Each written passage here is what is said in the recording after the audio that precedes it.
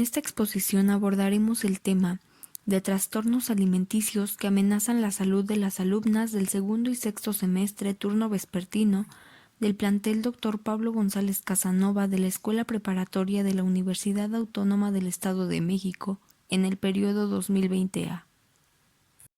Planteamiento del problema.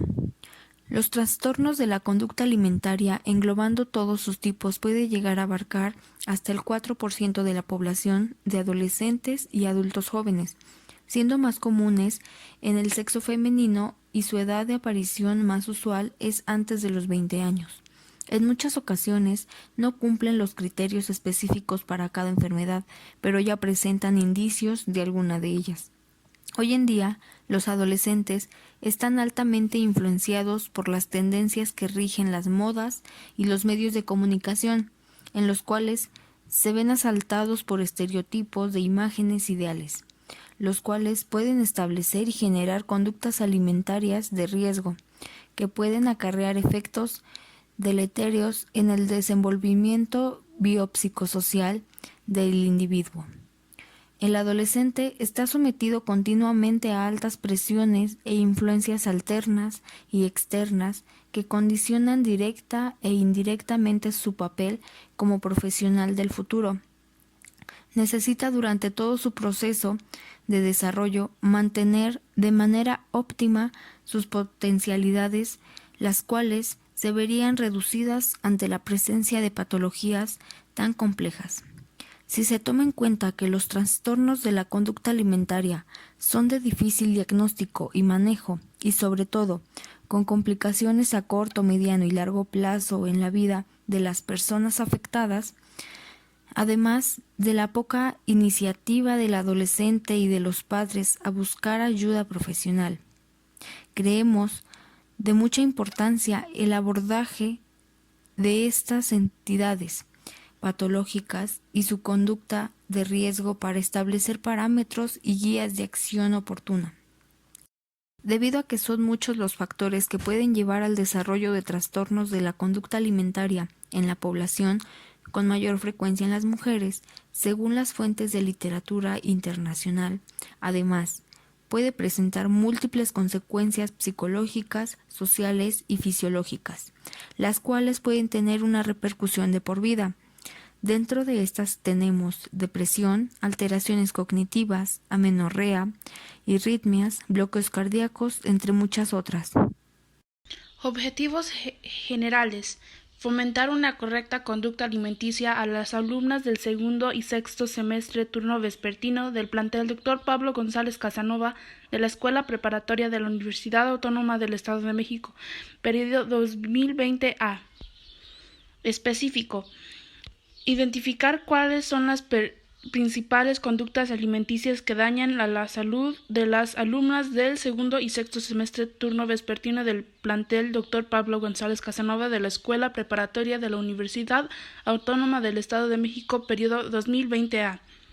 Analizar en qué medida el manejo de las redes sociales repercute en el comportamiento alimenticio de las alumnas del segundo y sexto semestre turno vespertino del plantel Dr. Pablo González Casanova de la Escuela Preparatoria de la Universidad Autónoma del Estado de México, periodo 2020A.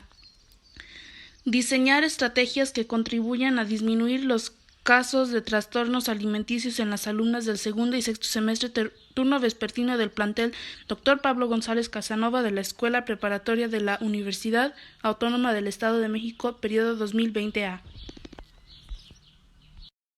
Hipótesis. La hipótesis es la respuesta tentativa a una pregunta. Nuestra hipótesis es la siguiente. A mayor sean los estereotipos impuestos en redes sociales, mayor será el índice de alumnas del segundo y sexto semestre turno vespertino del plantel Dr. Pablo González Casanova de la Escuela Preparatoria de la Universidad Autónoma del Estado de México, periodo 2020A, con trastornos alimenticios. Dentro de la hipótesis tenemos las unidades de observación, las cuales son las alumnas del segundo y sexto semestre turno vespertino del plantel Dr. Pablo González Casanova de la Escuela Preparatoria de la Universidad Autónoma del Estado de México, periodo 2020A. También se compone de dos variables, la independiente y dependiente. La variable independiente son los estereotipos impuestos en redes sociales y la variable dependiente los trastornos alimenticios en las alumnas. Y por último, la relación lógica, la cual es si A mayor A mayor B. Metodología. Este apartado consiste en la descripción pormenorizada de las diferentes actividades que requiere la investigación. Está diseñada en 3 fases: la primera teórica, la segunda de trabajo de campo y la última implica la contratación de datos para obtener conclusiones. Para realizar la primera se llevarán a cabo las siguientes actividades. 1. La revisión de datos de los documentos que guarden relación con el tema. 2. Registrar aquellos que posteriormente serán consultados, recurriendo para ello el empleo de las técnicas de registro de fuentes. 3. Elaboración de fichas de trabajo o de investigación para el acopio de información mediante la aplicación de técnicas de recopilación de datos. Con ellas se hará el apartado de la investigación llamada estado del conocimiento o marco teórico. La segunda etapa implicará los siguientes pasos o actividades. 1. Descubrir la población y muestra del estudio. 2. Elaboración de los instrumentos de acopio de información. 3. Diseñar la estrategia de aplicación de los medios. 4.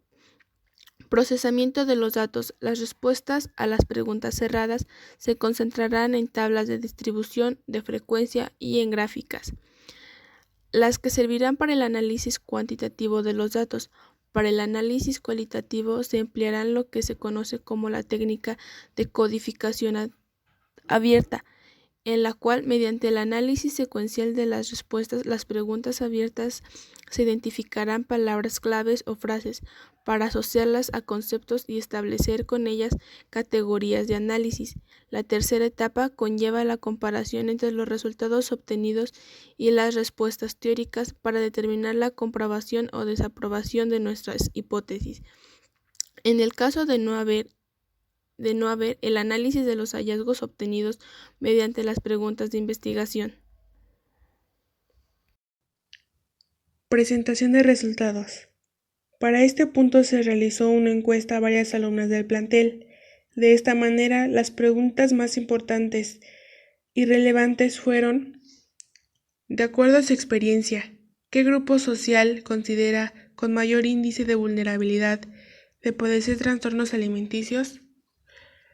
Los grupos sociales que se tomaron en cuenta fueron adolescentes, niños, personas entre 30 y 50 años y adultos mayores. Los resultados que se obtuvieron en esta fue que el 94.7% de las alumnas encuestadas mencionó que los adolescentes son el grupo social con mayor índice de padecer trastornos alimenticios, mientras que el 5.3% contestó que los niños son los más probables a padecer ese trastorno. De igual manera, nadie seleccionó que las personas entre 30 y 50 años pueden ser un grupo social que puedan padecer trastornos alimenticios. Asimismo, ocurrió con los adultos mayores. Otra de las preguntas más relevantes fue, desde su perspectiva, en cuanto a las conductas alimenticias, ¿quiénes son las más influenciadas o influenciados por los estereotipos mostrados en redes sociales? En ella se tomó en cuenta mujeres adolescentes, hombres adolescentes o ambos. Pues lo que se obtuvo fue que el 55.3% de las alumnas encuestadas seleccionó que las mujeres adolescentes son las más influenciadas por estereotipos mostrados en redes sociales, mientras que el 44% mencionó que ambos pueden ser influenciados por este estereotipo. Sin embargo, el 0.7% contestó que los hombres son los más influenciados. Por último, otra de ellas fue: en alguna ocasión, las modas y estereotipos impuestos por la sociedad le han hecho querer cambiar sus hábitos alimenticios. En esta se tomó en cuenta si en alguna ocasión o no nunca.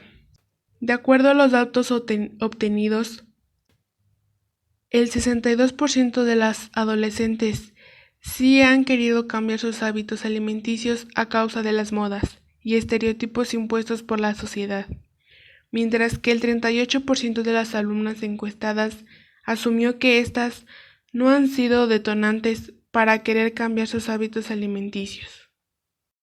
En conclusión, las redes sociales han empezado a controlar nuestros estilos de vida a tal grado que, en lugar de establecer un límite, nos dejamos llevar por lo que las redes sociales nos dictan. Es aquí donde se comienza a establecer los estereotipos y modelos de conducta alimenticia.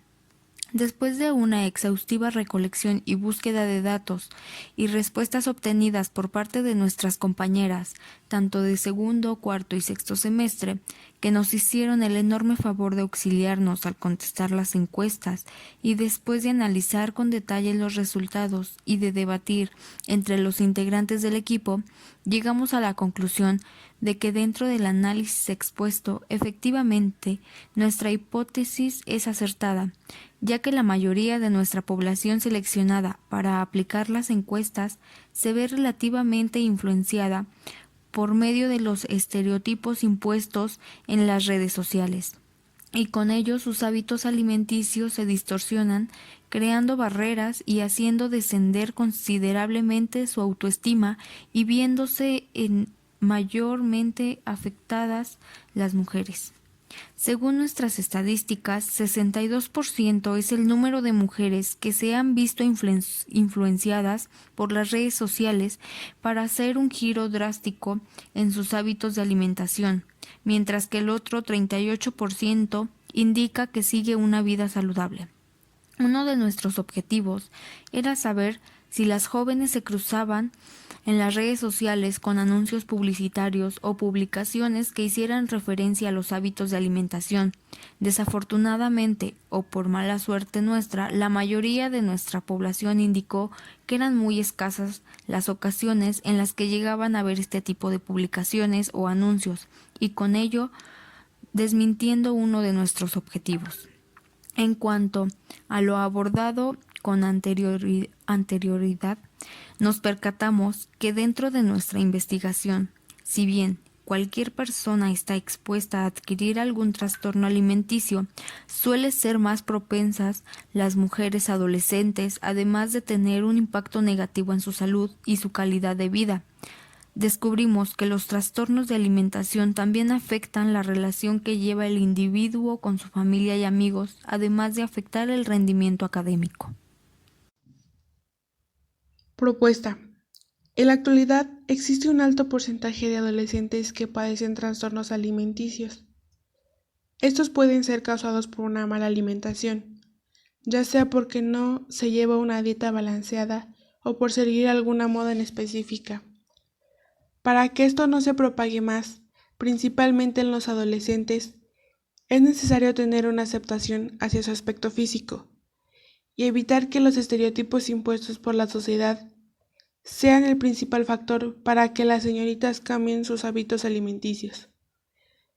Así como también es recomendable visitar a algún especialista, mínimo 2 veces al año, para llevar una buena dieta seguida de alguna serie de ejercicios para mantenerse en un peso adecuado, sin necesidad de dejar de comer o comer en exceso.